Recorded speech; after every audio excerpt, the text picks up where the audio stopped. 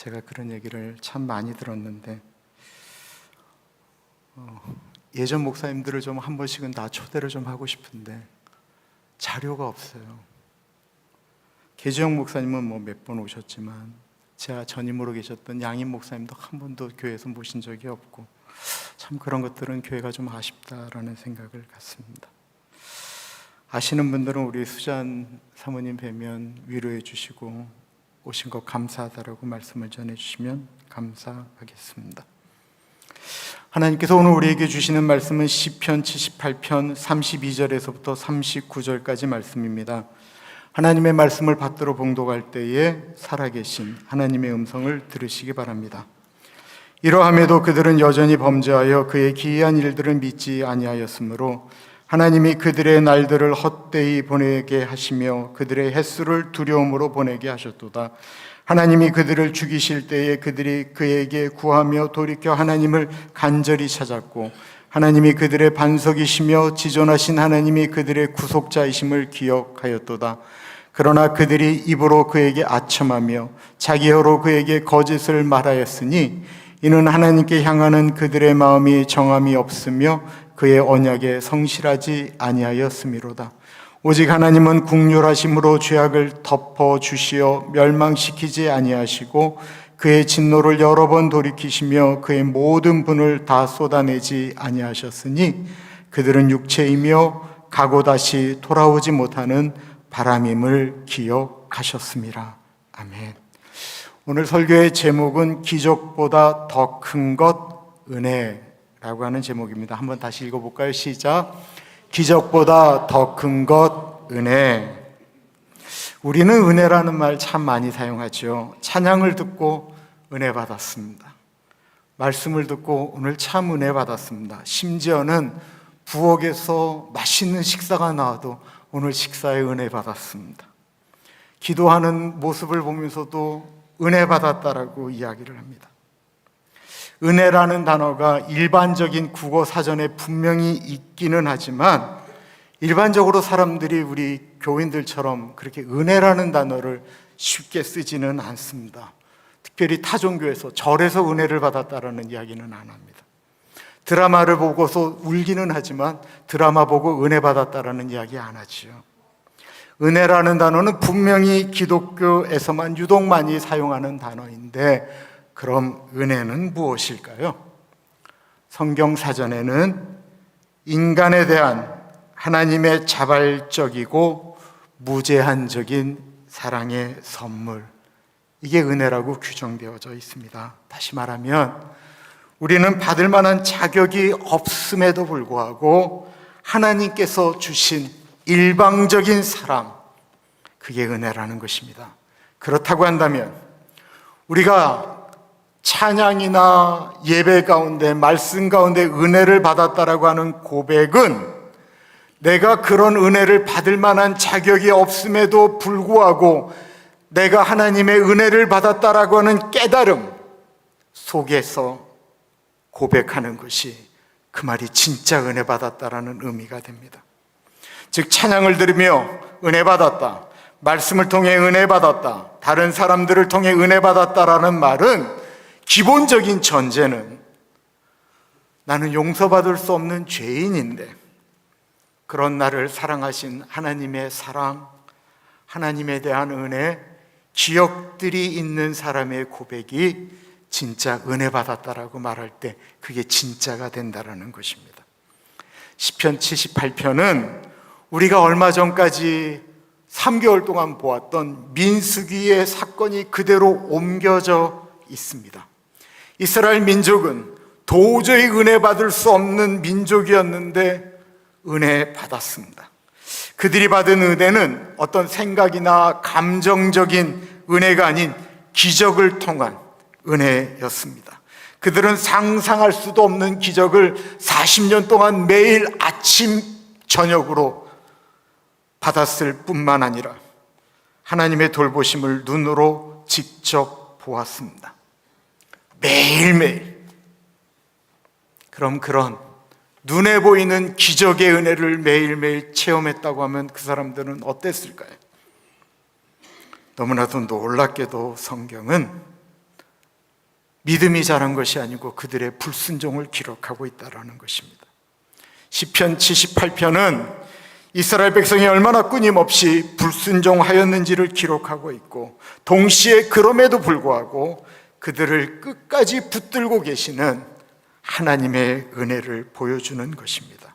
특히 오늘 우리가 읽은 32절부터 39절은 이 시편 전체의 메시지를 응축해 놓았다라고 할 수 있고, 우리가 받은 은혜는 무엇이고 우리는 그 은혜 앞에 어떻게 반응해야 되는가를 돌아보게 하는 말씀입니다.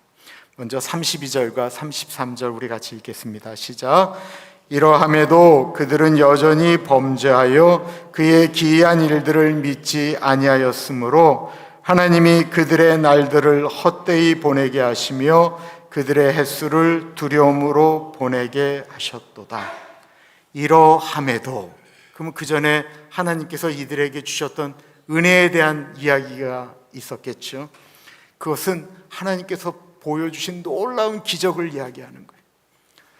78편 앞에 보면 하나님께서 이스라엘 민족을 애굽 땅에서 건지셔서 급하고 강한 바람으로 홍해를 가르시고 바다가 마치 서 있는 벽처럼 세우게 하셔서 이스라엘 민족이 그 홍해를 걷는 사건을 말씀하고 있습니다.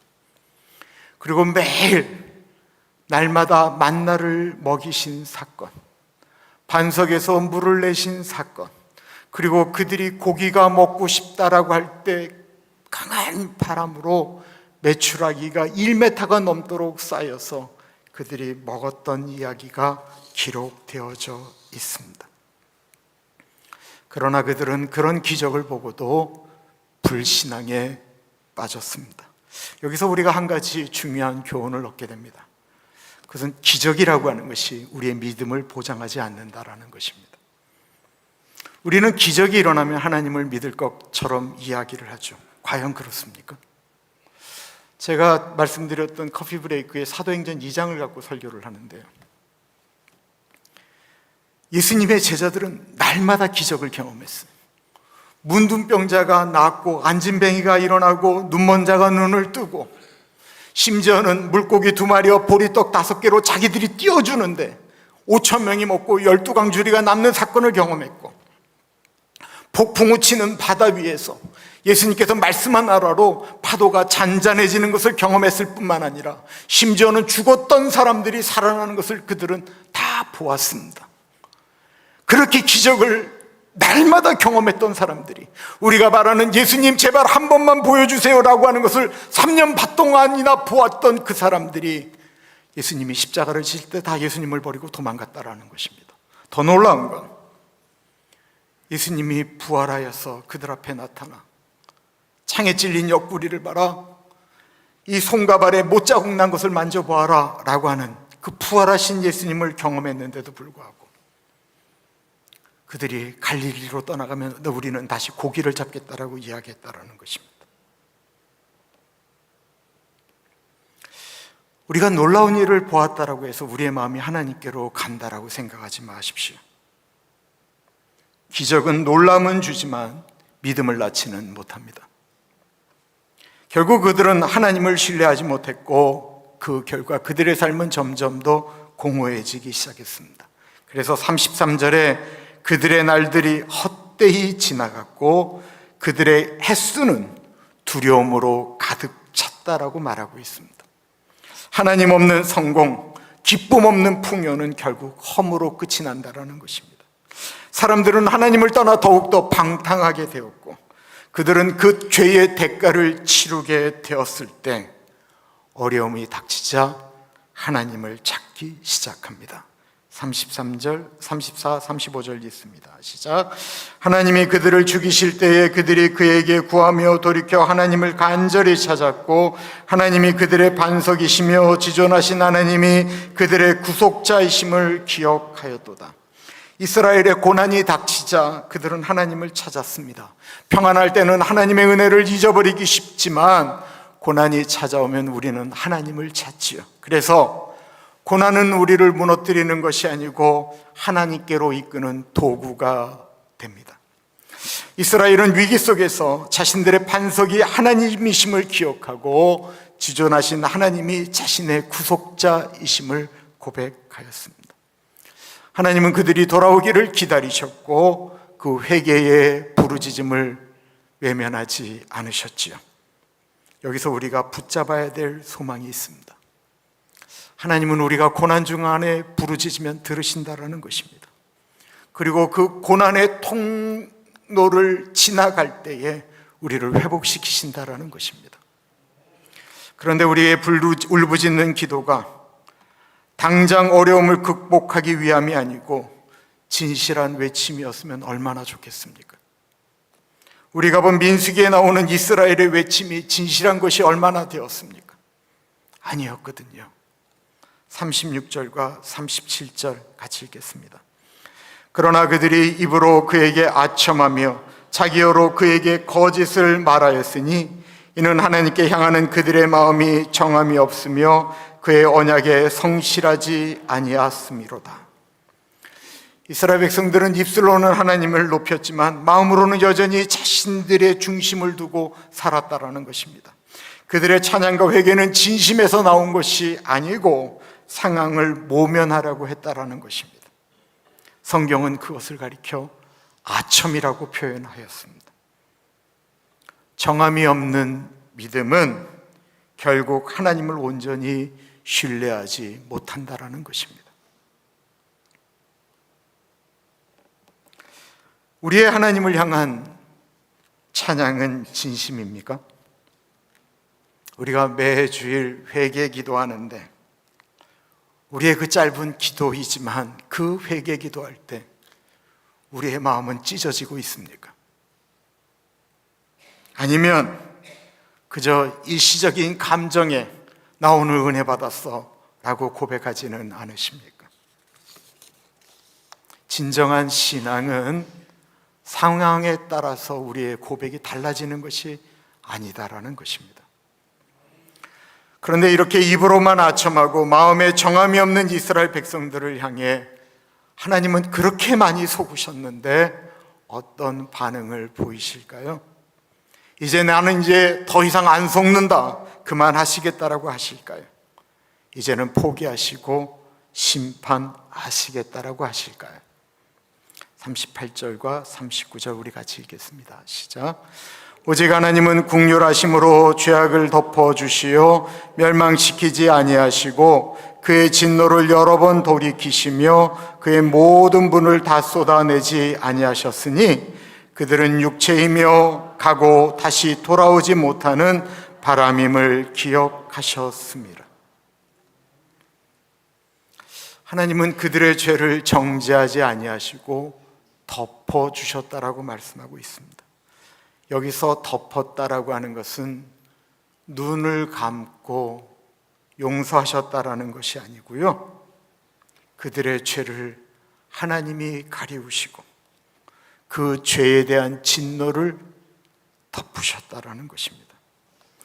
하나님은 여러 번 분노를 돌이키셨고 하나님은 하나님의 모든 진노를 이스라엘 백성들에게 그리고 우리들에게 쏟지 않으셨습니다. 그 이유가 무엇이라고 39절은 기록하고 있습니까? 그것은 우리가 육체고 우리는 그냥 지나가는 바람과 같은 존재이기 때문이다라는 것입니다. 우리 자신을 한번 보십시오. 우리 얼마나 연약합니까? 우리 얼마나 이율배반적입니까? 우리는 자주 흔들리고 우리는 자주 무너지지요. 하나님은 그것을 기억하셨습니다. 그래서 우리가 눈앞에 보이는 현실 때문에 우리가 흔들거리고 하나님은 그렇게 은혜를 베푸셨음에도 불구하고 은혜를 망각할 때마다 하나님은 하나님 스스로 하나님 자신에게 그래, 인철이는 육체를 가진 인간이다, 인철이는 바람처럼 사라져버릴 연약한 존재이다, 그러므로 내가 기다려야지, 내가 이해해야지, 내가 좀 더 참아야지, 언젠가는 돌아오겠지. 하나님은 끊임없이 이해하시고 기다리십니다. 그리고 우리 인간이 그런 육체이고 바람처럼 사라지는 존재인 것을 아셨기 때문에 구약에서는 제사를 드려 그 죄를 없애게 하셨지만, 하나님께서는 완전한 긍휼을 베푸시기로 작정하셨습니다. 그 완전한 긍휼이 무엇입니까? 예수 그리스도. 영원한 긍휼. 그것은 하나님께서 자신의 분노를 우리 인간에게 쏟지 아니하시고 하나밖에 없는 독생자 아들 예수에게 쏟아 부었다라는 것입니다. 십자가는 하나님께서 우리 인간에 대한 분노를 멈추시고 긍휼이 흘러내려간 자리이고 우리의 죄가 덮어진 자리입니다. 이스라엘은 기적을 보고도 하나님을 잊었지만 하나님은 그들을 잊지 않으셨습니다. 기적은 지나가는데 은혜는 남습니다. 그리고 오늘도 우리는 바람처럼 흔들리지만 하나님의 긍휼은 반석처럼 흔들리지 않습니다. 하나님은 오늘도 우리에게 말씀하십니다. 얘야, 네가 얼마나 연약한 존재인지 내가 안다. 그러나 나는 너를 완전한 긍휼로 덮으니 그냥 돌아오거라. 우리의 마음이 정함이 없는 것이 문제라고 한다면 이제는 좀 우리의 마음을 정하고 하나님께로 돌이킵시다. 기적을 구하기보다는 그 은혜에 순종하는 삶으로 하나님 앞에 서야 합니다. 잊지 마십시오. 지금 이 순간에도, 이 시간에도, 이 자리에도 다른 것은 다 없어져도 하나님의 은혜는 남습니다. 그 은혜 앞에서 머무르며 다시금 예수 그리스도의 십자가를 붙들고 살아가는 우리 모두가 되시기를 예수 그리스도의 이름으로 축원합니다. 기도하겠습니다. 존귀하신 하나님, 우리는 기적을 바라지만 우리가 주님 앞에 서 있는 건 기적 때문이 아니고 하나님의 말할 수 없는 은혜임을 고백합니다. 하나님이 우리를 그렇게 예수님의 보혈로 덮으셨습니다. 하나님, 우리가 그 은혜를 잊지 않게 하여 주십시오. 우리가 아까 찬양하며 고백하였던 것처럼 하나님의 은혜로 이 쓸데없는 자를 구원하신 그 하나님의 은혜를 붙들고 살아가는 우리 모두가 되게 하여 주옵소서. 존귀하신 예수님 이름으로 기도합니다. 아멘. 지금 이제 입교식, 우리 로렌송 앞에 나오면 입교식 갖도록 하겠습니다. 입교식이 뭐냐면요, 우리 장로교에서는 유아 세례를 주잖아요. 유아 세례를 받은 아이들이 늘 갈등하는 거예요. 우리 어른들도 갈등하셨던 것처럼 내가 이제 어른이 되면 내 신앙으로 하나님을 나의 아버지 예수 그리스도를 나의 구주로 영접하고 싶은데 내가 어릴 때는 그렇지 않게 그냥 엄마 아빠의 신앙으로 내가 세례받았다라는 것입니다. 이거 갖고 고민하는 사람들이 정말 많아요.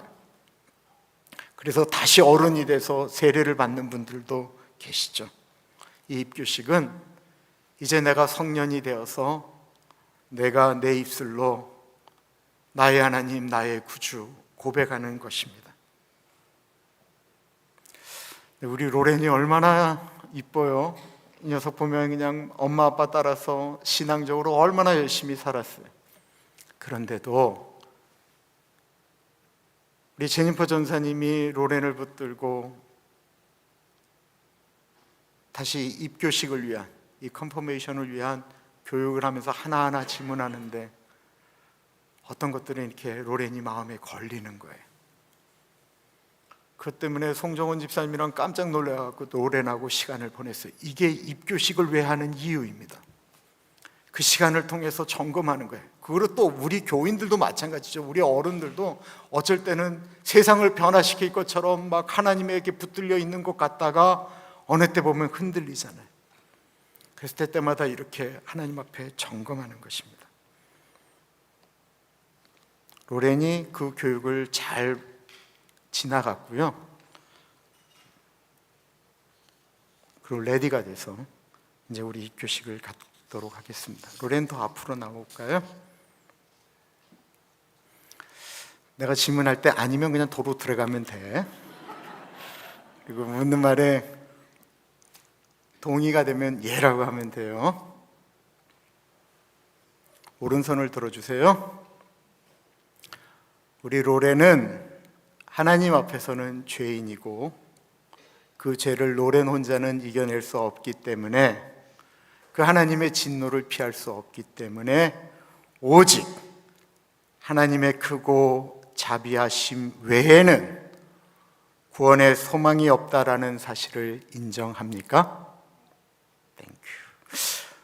오늘 영어가 막 나오는데, 우리 로렌, 예수 그리스도께서 하나님의 아들이신 것과 우리 죄인된 로렌을 죄에서 구원하시기 위하여 십자가 지심을 믿고 성경에 말한 바와 같이 로렌을 구원하신 이는 오직 예수님 한 분밖에 없음을 인정하고 일평생 그분을 믿고 따르겠습니까? 아멘. 로렌은 삶 속에서 부모님이나 로렌 자신을 의지하는 것이 아니고 성령의 은혜만을 의지하여 예수님의 가르침을 믿고 따르는 자가 되고, 하나님이 기뻐하시지 않는 죄악의 자리는 벗어버리기 위하여 노력하고 성경의 가르침을 따라 살기로 다짐합니까? 네. 로렌은 오렌지 가나안 장로교회의 법과 치리에 복종하고 교회의 덕과 화평을 이루는 일에 힘쓰며 교인된 의무와 권리를 바르게 행사하기로 서약합니까? 제가 PCUSA 이 내규를 다 보니까 PCUSA 법의 이 입교식을 하면 놀랍게도 선거권과 피석권을 다 갖게 돼요. 이 말은 로렌이 장로가 될 수가 있다는 거예요. 이야, 자, 이제 로렌이 PCUSA 법에 따라 가나안 장로교회 입교 교인이 된 것을 성부와 성자와 성령의 이름으로 선포합니다. 돌아서 인사. 꽃다발.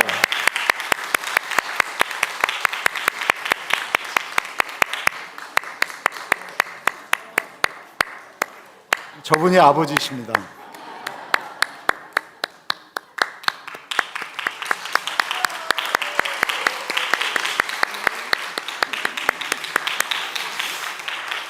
그래도 잠깐 제가 우리 로렌을 위해 잠깐 기도할게요.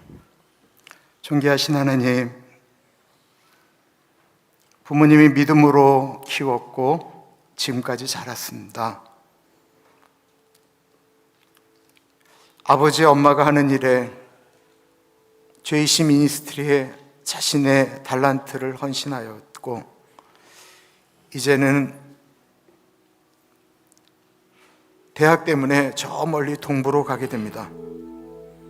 하나님은 우리 로렌의 인생 가운데 만나야 될 사람을 꼭 만나게 하시고, 만나면 안 될 사람 비껴나갈 수 있는 은혜를 주시며, 우리 로렌에게 두보라와 같은 강인함을, 미리암과 같은 찬양을, 한나와 같은 간절함을, 안나와 같이 하나님을 바라봄을, 마리아처럼 순종함을, 막달라 마리아처럼 향유옥합을 깨는 여인으로 많은 사람들에게 선한 영향력을 끼칠 수 있도록 인도하여 주시옵소서. 존귀하신 예수님 이름으로 기도드립니다. 아멘.